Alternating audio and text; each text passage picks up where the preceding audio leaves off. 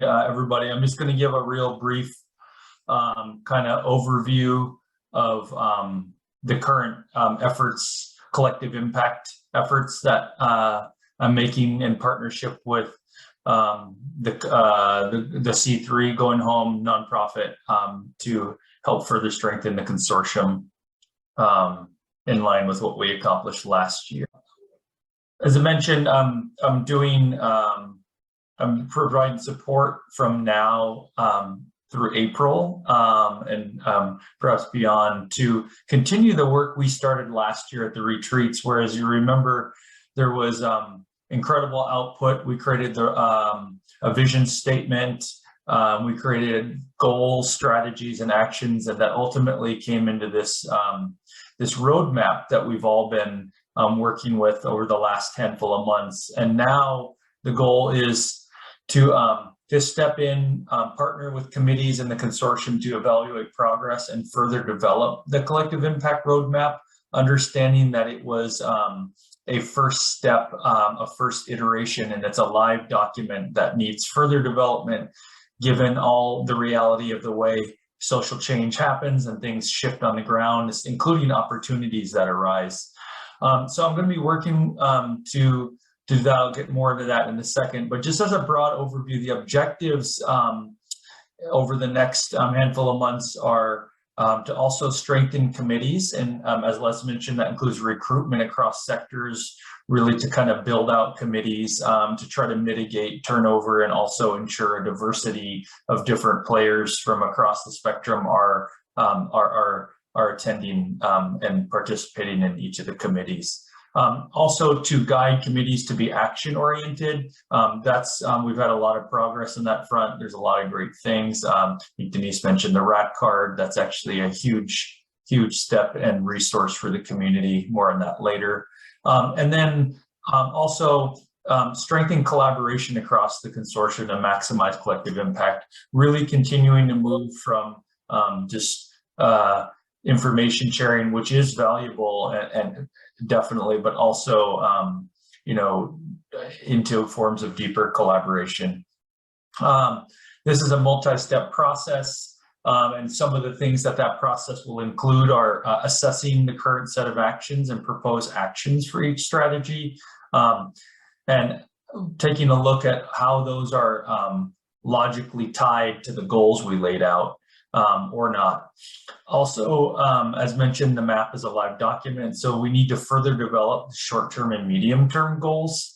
The long-term goals are fairly fixed that get us to the vision. Those are the big picture things like ensuring that justice-involved individuals have health indicators similar to the general population, that justice-involved individuals have adequate housing. Those are real long-term goals that generally don't change, and the way that short-term and medium-term are a little more dynamic, and we need to build those out.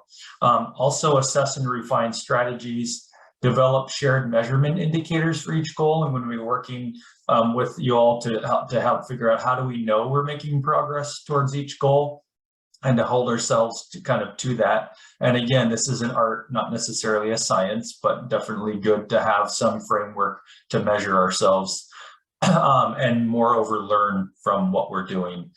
And then facilitate new partnerships and joint projects to leverage collective impact, strengthen the cultural foundation of our work in line with the vision statement, and create more consistency across committees and implementation of the roadmap. So I think you'll remember the roadmap. The goal is to work collectively to create system level change. It's a living document. It's containing goals, strategies, programs, and other actions that establish a mutual understanding for what we have agreed to do together. And again, moving from membership to partnership. And I think you guys are all familiar with the map. Let me see. I think you can. Can you all see the map there? Is that, make sure. Let's see, I seem to be lost. Can you see the map there, Kimmy? Yes. Okay, good. So just a reminder that this was our map. I want to ground us in this, where we came up with the 6 strategies. Identify and pursue all funding streams and resources for reentry and prevention. Here's our actions. We said these were meant to be example actions that we would continue to build out towards what we see as short-term goals here, medium-term goals, long-term goals, and then the vision. Other actions are establish early access and streamline reentry services, strengthen and expand the number of intergovernmental partnerships, expand legislative policy advocacy for decarceration and investment in rehabilitation, foster justice-involved leadership and shift public narrative to destigmatize, and expand culturally competent evidence-based programs and interventions. We talked about the initial outcomes, 1 to 2 years, based on the actions that we all carry out as a consortium and through committees over the next 1 to 2 years. How do those outcomes then create new actions and potential strategies into medium-term outcomes, 3 to 5 years out? What are our longer-term outcomes? And ultimately, how do we get to this vision statement? Most of you are familiar with the map. It might seem like, for those that are not, it might seem like a lot to digest. And if you don't have a copy, we can certainly make sure you have one. But the idea here, and the reason I show it, is just to give you a sense of where we're trying to continue our work. I am attempting here to, let's see, 1 second here. Let me stop the share. Let me share again. So let me pull up the PowerPoint one more time. 1 second. Sorry about that.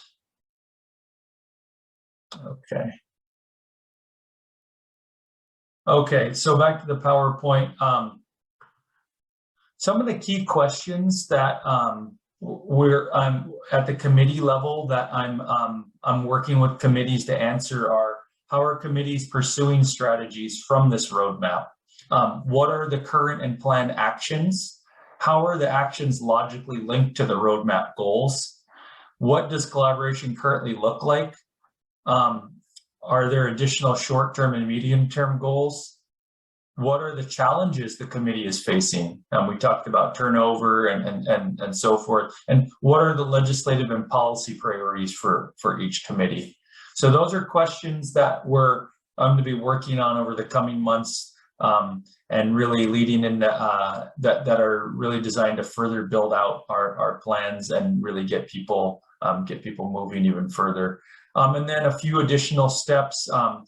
How can we center meetings, committee meetings, around progress towards goals, including problem solving? For example, committee meetings could choose 1 to 2 problems or questions that allow the group to discuss solutions. And ways we can continue to identify specific opportunities for tangible collaboration and greater alignment. So really focusing those committee meetings. So now quickly, I know we're getting near time, so I just want to quickly transition to the next piece of work that's happening that Les has mentioned. The Oversight Commission, led by Kristen Johnson, released a report detailing the conditions at HCCC. It was deeply disturbing. As Les mentioned, the conditions are some of the worst of any jail in the entire country.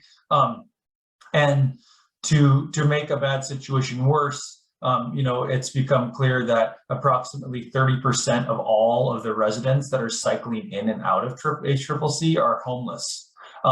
These folks are also the poorest of the poor and disproportionately Native Hawaiian. This is completely unacceptable.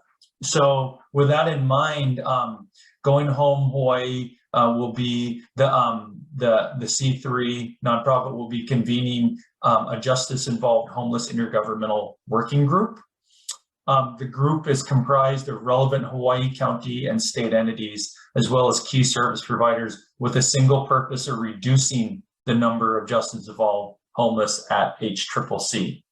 And I'm going to give you kind of a short look at who some of these players are. So here's a kind of just a broad rundown of what different intergovernmental actors and service providers will be part of this. working group, which I'll talk more about how they're going to meet and what that looks like. But just to give you a snapshot, we have the courts, the county council, state legislature, prosecuting attorney, and this is, we're focused exclusively on Hawaii County for this initiative, but of course involving certain relevant state entities, public defender, public safety, the Oversight Commission, HPD, HFD, Adult Client Services Branch, Going Home Hawai, Hope Services, Department of Health and Adult Mental Health Division, Governor's Office, and community and members in certain businesses. So that gives you a sense of who's going to be represented on the working group. And to make it really, to drive this forward, we're creating a steering committee that's going to guide the content and strategy for the three forums, the three full intergovernmental working group forums that will take place between January and June of this year and lead into the re-entry summit Les mentioned that's slated for August.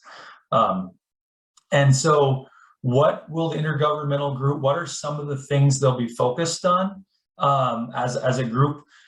One question is for them will be what changes need to happen with diversion and services to reduce the number of homeless at HCCC? Kind of big question there. How can we increase diversion, and what services do we need? Do we need a place to actually put folks if we divert them from jail? So that's going to be a key question that we're going to be working through in the intergovernmental working group. Also, what would coordination ideally look like across agency and sectors, and how do we fully leverage it? Those are just two questions. There's obviously more things we'll be focusing on, but those are two central questions. And the idea is really not to get people together just to talk, but to really get hard commitments from these folks and ensure that it doesn't disappear like writing in the sand, that we actually come out of these forums with hard commitments that will actually lead to a significant reduction in the number of justice-involved homeless at HCCC. The steering committee, so the intergovernmental group will meet every other month, February, April, and June, and in between those months, the steering committee will meet January, March, and May. And the purpose is for the steering committee, again, to help really plan and strategize for how we maximize our time with the larger intergovernmental group. And some of the questions the steering committee will be trying to work through as we move into the bigger meetings is what commitments do we need to secure from key government agencies and community service providers? What is the most strategic way to secure solid commitments from key players during the three forums? So we really are going to lean on the wisdom and expertise of folks that sit on the steering committee to ensure that when we do convene the intergovernmental group over those three forums, that we really maximize that engagement. So moving on, the final sort of piece that we're working on at the moment is related to the consortium's cultural foundation. I think, as we mentioned just a few moments ago, that the vision statement that came out of the retreats last year that the consortium collectively created has centered certain Native Hawaiian values and principles. So the vision statement, which is embracing our culture as e ho'okanaka, persons of worth, we as Hawaii fulfill our promise of equity and inclusion to all who are justice involved, through pathways of health, healing, and aloha. So, aloha is a word we see used a lot here in Hawaii, and we know that it's quite often, unfortunately, not always represented in its truest sense. So one of the things that Lilia Noi is helping to lead the consortium through, and I'm providing support to her as well, is how can we ensure that consortium action strategies and ways of being in a relationship with one another are culturally grounded and in line with this vision statement, which is centered on Native Hawaiian values, practices, and principles. We're going to be having, as I described earlier, initial meetings with chairs, and then planning to engage with each full committee. an example of a key question that Lilianoy is wanting to really engage folks with is, what are our definitions for values and culture that we can agree upon as a consortium? For example, what do we mean by aloha? Do we all have the same idea of what that means? And what are those ideas? Also, importantly, how do we avoid sprinkling culture on top of programs? There's a certain belief that perhaps doing something cultural just to maybe open a program or event in itself means that the program is culturally grounded, when and maybe it is, but in certain cases the program itself might not have really any grounding in Native Hawaiian principles or values, and the cultural practice or ritual that took place to open it is somehow in some ways just a sprinkling of culture, and somewhat disconnected from the actual program. So looking to avoid that, and in a positive sense infuse culture across actions and programs, but also recognizing that it's complicated. The systems that we are inherently working within are Western. Capitalism, the nonprofit sector, government, these are all Western constructs. And so how can we be really mindful and creative in infusing these values and principles that we've identified in the vision statement?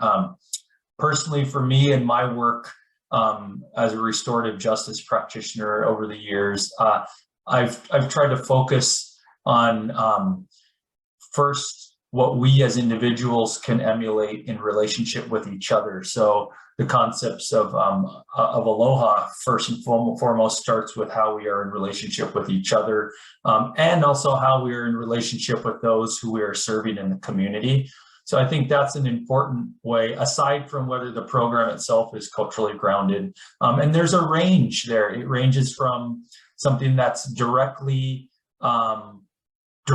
implementing a tried and time-honored tradition like Ho'oponopono, versus, as I said earlier, perhaps attempting to infuse aspects of these Native Hawaiian cultural values and principle into a program. So it can look very different, and there's no right or wrong answer, and we're just looking to explore and really help and embed inside the committees how to really just be consistent with what we've laid out as a vision statement, and come to an agreement with what we even mean by what those phrases are in the vision, those principles are in the vision statement. So I'll stop there and say that a lot of work ahead, and then through initial assessment and evaluation, it's really heartening to see how much progress has already been made across the committees, and in terms of really digging into the roadmap, really utilizing the strategies to be more focused and in harmony with one another, and creating actions that are logically linked to the goals that we've laid out. So we're seeing a lot of progress. We're also seeing increased collaboration and what that looks like, deeper collaboration. And that can be challenging. We're a lot of our respective sectors are inherently designed and siloed and designed to be not necessarily fully collaborative. So it's always an exercise to try to open up those avenues and sort of change the way we work. But I am seeing a lot of progress, and we're just getting started. I should have said that in the beginning. We're really only a month into this process, and we've got several more months to go. So we're just at the beginning of this process of really pushing us forward even further and building on the incredible foundation that came out of the retreat in the last several months. So it's an honor to again be with you, to listen and learn from everything. And I'm here to just support also in whatever ways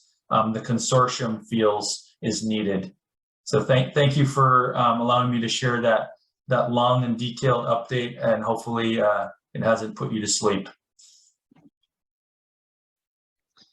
Thank you so much, Liam. Really appreciate all your efforts too, working together with all of us. And I'm just going to open it up to a couple of questions here, if anybody has any.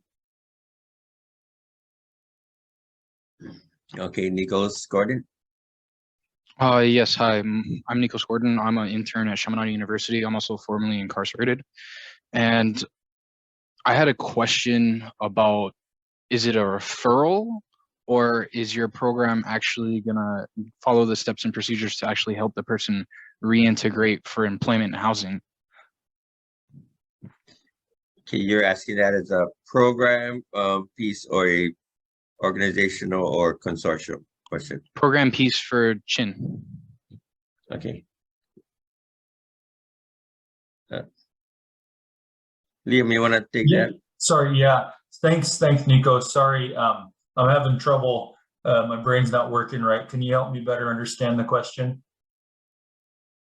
Yeah. So like when I got released out of prison from a max out, it was very difficult for me to find a job. To this day, it's still very difficult, and I got out November 30th. It's hard to use the referrals. I've tried the career pathways and everything that's been offered to us upon our release, and the referrals only go so far. They can get you to the interviewing stage, but not necessarily assist you in ensuring that job. So does your program help with anything like that? I think that's more of a me question or a home question. Yeah. And thank you for asking the question. What island are you on? I'm on Oahu. Okay, so we're kind of focused on Hawai'i Island, so we don't really have a lot of connections that we are working on to build out. And I know Tati is on here also, and there's other connections from other partners that we have here that are on Oahu. So maybe that's something that we can connect you with. I know that there's a WorkNet on Oahu too. I'm not sure if you got in touch with them. So there's some other resources that we had gotten to for those who are justice involved.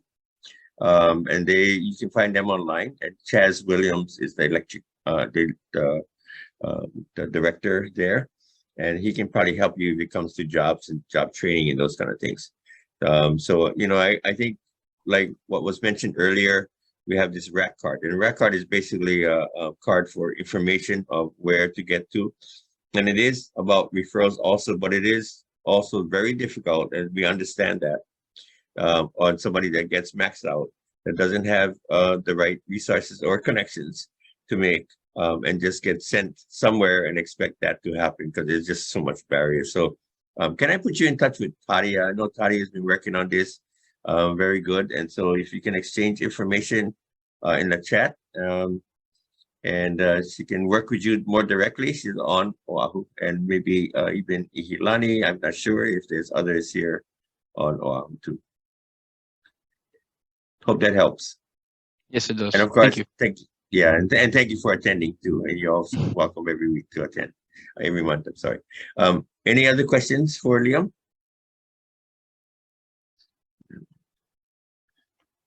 I see anybody? Okay. So yeah, a lot's happening. Oh, there you go, Laurie. Yeah, I have a question, Liam. Are folks with lived experience going to be part of this process? Is that built in? Yeah, thanks so much. Actually, that was that's something I forgot to put in the presentation. I really appreciate the reminder. That's another central part. That was one of our strategies on that super dizzying roadmap. We're really working to center the leadership of justice involved individuals throughout the consortium. That's one of our top objectives, is how do we cultivate and also really position folks with lived experience to really lead the work of the consortium. So that's a priority as that we're working on. In addition, it's funny that runs parallel. Not funny, but the reason I bring it up is there's two sort of cross-cutting pieces of work we're doing. One is the cultural infusion I mentioned, and the other is to lift up justice involved leadership. So thank you for bringing that up. And yeah, we're going to be focusing on it. And any ideas you have, we're very appreciative. Yes. Thank you. Thank you, Laurie. Anybody else have questions? So as was mentioned, it is a process, and we just begun on this year, 2023. A lot of things are happening this year, and a lot of things are going to be coming together. So we are looking forward towards all of this intersecting at some point. So we're running all of these different pathways forward, and with the intention of intersecting at a certain point in the near future. Measurements and metrics are such a huge part of that. We've been doing this consortium for many, many years, as you know, since 2014, formally and beyond that. But we really haven't been able to really capture impact as a consortium itself.